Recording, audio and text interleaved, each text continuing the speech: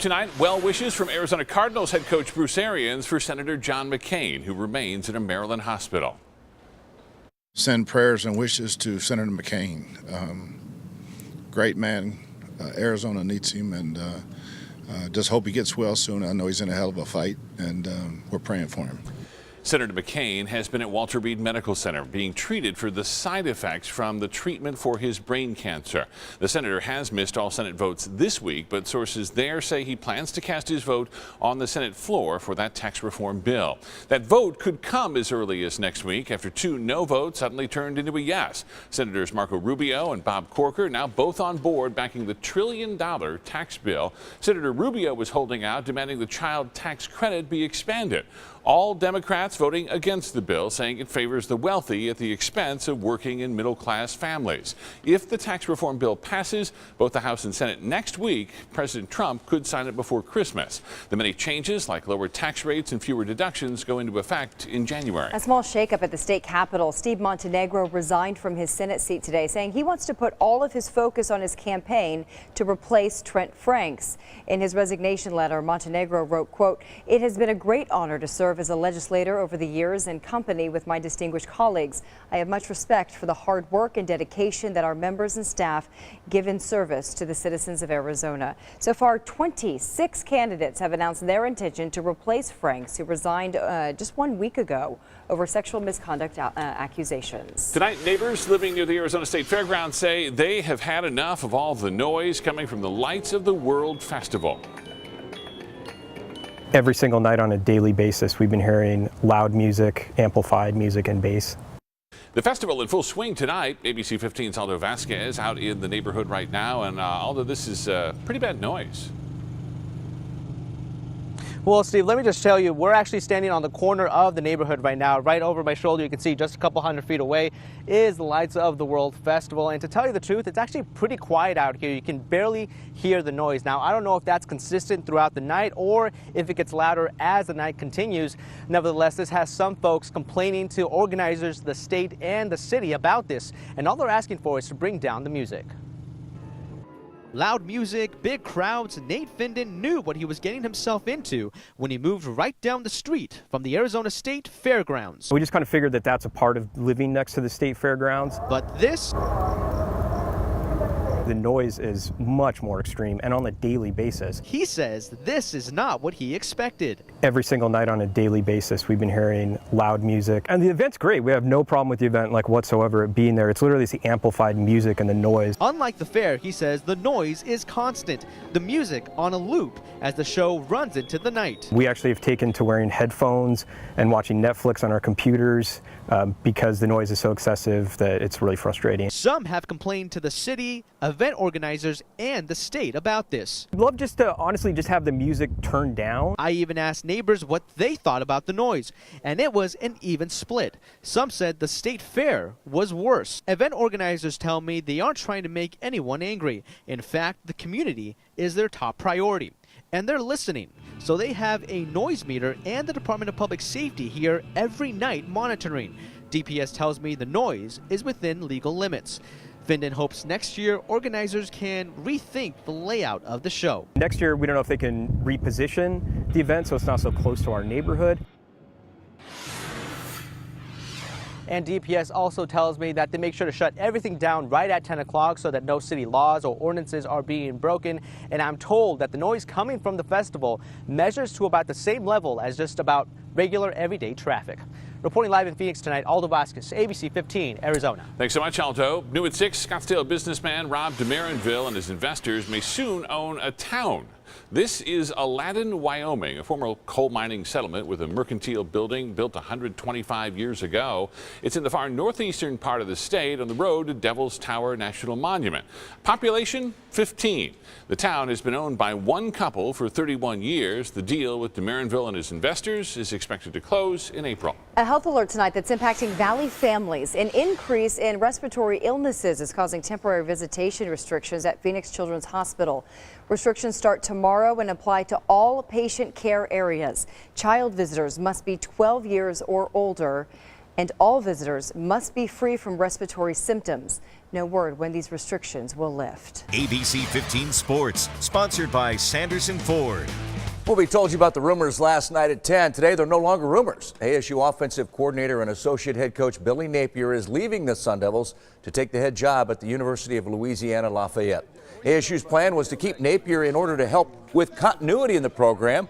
But with Napier's departure and the announcement earlier this week that defensive coordinator Phil Bennett wasn't staying, new head coach Herm Edwards is now looking for coordinators on both sides of the ball.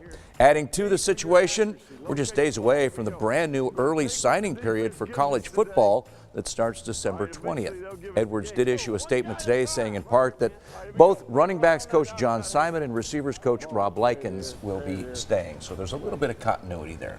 Yeah, but it's got to be tough on recruiting, though, when you don't have an offensive or a defensive coordinator at this point. Absolutely, it's tough right now. But you've got Herm. We have Herm, and he's on the road. He's out there recruiting, so we'll see how it goes. All right. Thanks, Corey. Looking for a new career? A new report just named Phoenix as a top hiring power for one major industry. Well, when it comes to timeshares, payments could continue even after you die. Coming up next, Joe's going to let you know who ends up having to foot the bill.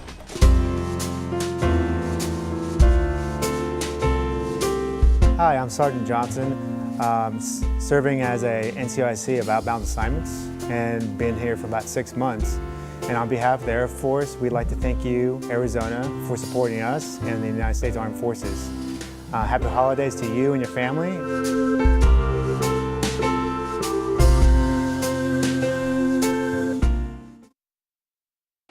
All right, we want to get to a pair of traffic alerts. There's only one big road closure this weekend for the Valley. The southbound lanes of the I-17 at 7th Avenue will once again shut down so crews can make repairs to the bridges. The area will be closed from Saturday morning all the way to Monday at 5 a.m., so make sure to plan accordingly.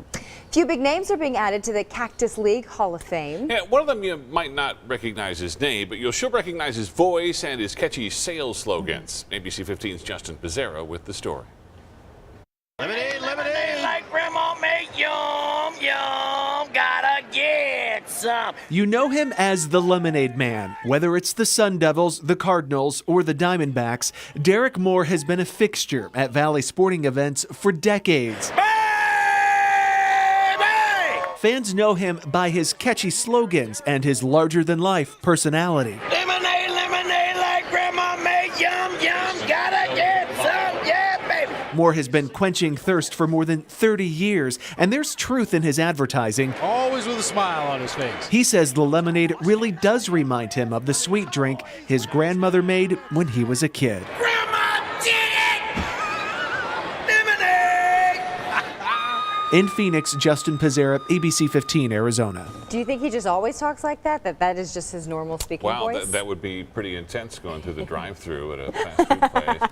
Big Mac! Ow! Yeah, just in case anyone's sleeping out there. Frightening. Good morning. Yeah. A few other names added, by the way, to the Cactus League Hall of Fame.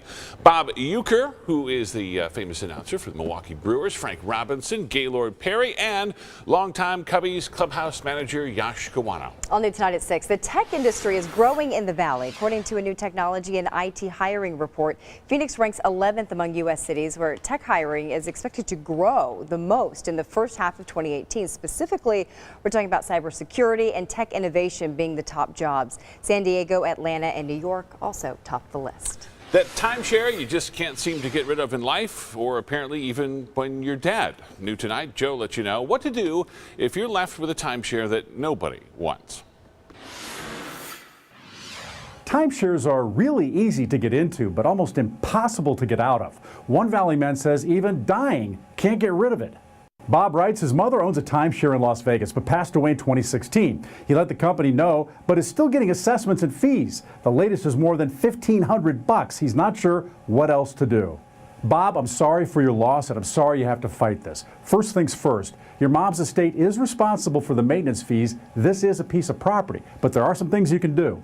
The easiest route, see if the company will let you deed it back to them. There may be a fee to do that, but it shouldn't cost more than a couple $100. If that doesn't work, try to sell or rent it out yourself. You can find help from an agent through the Licensed Timeshare Resale Brokers Association. There are also a couple of reputable websites that could list your property. You may want to make an appointment with a probate attorney and see which option works best, and let me know what happened. Go to abc15.com, click on sections, and let Joe know for more timeshare help. The Better Business Bureau Let Joe Know volunteer team is solving your consumer problems every day. Need help? Call the team, email me, or like the Let Joe Know Facebook page and tell me about it there. I'm Investigator Joe Ducey. If you've got a problem, let me know. During the holidays, sweet treats are all around us. Seems like somebody's always pushing something. I know. Have It's some great. fun. Yeah. Especially the candy cane. Oh yes, tonight Candy Maker Hammond's Candies is giving us a behind-the-scenes look and also sharing some of their secrets. The red and white striped sweets start as sugar, of course, boiling in a big kettle. Once the temperature reaches 325 degrees, the molten mixture is then poured onto a cooling table where the food coloring is mixed in. And then once the sugar cools down to a taffy-like consistency, it's time for the candy to get its stripes and minty taste. The next step right there, pulling the candy to form the cane. Each batch will make at least 500 candy canes. Do you think the people that work there eat candy canes, or they're No. probably just really sick of it by the time they get done? I think that, yeah, you just nailed it right there. I No ate 500 of them today. I don't want to eat one. Gross. That's a lot of candy canes. It's almost like a work of art, though. I mean, they're pretty cool looking. Yeah, it really makes you is. think twice about eating one yourself. Yeah. Yeah, I think they're better as decorations. I'm not a big fan. Yeah. Nah, yeah, I'll pass. I think Fudge, yes. Yeah. Fudge, yes. Candy canes, no. I think you're going to be a fan of this forecast finally. I know you've been sick of these 70s. We've got some cooler temperatures on the way and Very a chance of Christmassy. rain in that Very forecast Christmassy. as well. Let's see here. It looks like our weather system is down. There we go. Let's see here. Pop those graphics up. Yep, there we go. Now we're looking good. All right, just a little behind the scenes technical difficulties. But there we go. We're in the mid 60s for us now. We're going to see those temperatures drop down into the upper 50s by about 10 o'clock tonight. So a pretty quick cool down expected for us. And most of those valley locations anywhere from 64 in Peoria down to the upper 50s now for the far east side. Queen Creek, you're at 59. And we'll zoom out here, show you the rest of the state. We're already falling down into the upper 20s. The Grand Canyon is 29 there, 36 in Flagstaff, 35 in Winslow. And it was nothing but sunshine across the state today. But you can see some of that cloud cover starting to move into southern sections of California. That's out ahead of the next storm system that we're tracking to move through here this weekend. So we're just going to watch that cloud cover increase through the day on Saturday. We're expecting to stay dry through your day for the most part on Saturday, maybe a few sprinkles here and there, but those rain chances start to increase as we head into the daytime hours on Sunday. I paused our futurecast here at about 10 a.m. and you can see those showers starting to develop across the area, and we're going to keep a chance of really off and on showers even here in the valley around through the day on Sunday. We're sitting at about a 40% chance of showers for us. I think most of that is going to remain pretty light, anywhere from about 1/10 to 2/10 of an inch of rain is kind of what I'm hoping for through the day on Sunday, but even that light amount of rain is more than we've seen in quite a while. So here's how it breaks down through the day on Saturday. We'll see those clouds increasing, chance of rain late, and then we increase that through the day on Sunday. In terms of the high elevation snow, we're talking that coming down to around 5,000 feet, about 2 to 4 inches possible along the Mogollon Rim and over into the White Mountains. I think Flagstaff, you're going to see less than an inch of snow with this one, but temperatures up there tonight in the teens and 20s, daytime highs in the 40s for Flagstaff tomorrow. We'll see those overnight lows here in the valley drop down into the low to mid 40s. Daytime highs tomorrow even coming down a few degrees for us. We'll only top out around 68 degrees on your Saturday. And here is that 4-day forecast for you, all the way down to 62 only on Sunday. So a little chill in the air to round out your weekend with that 40% chance of showers. We'll let you know how long that cooler air sticks around coming up. Disappearing lights, the new video catching a thief in the act. Tonight, the message one homeowner has for the Grinch. A group of people lost in the crowd, and now a new micro generation is bridging the gap between millennials and Generation X. Caught in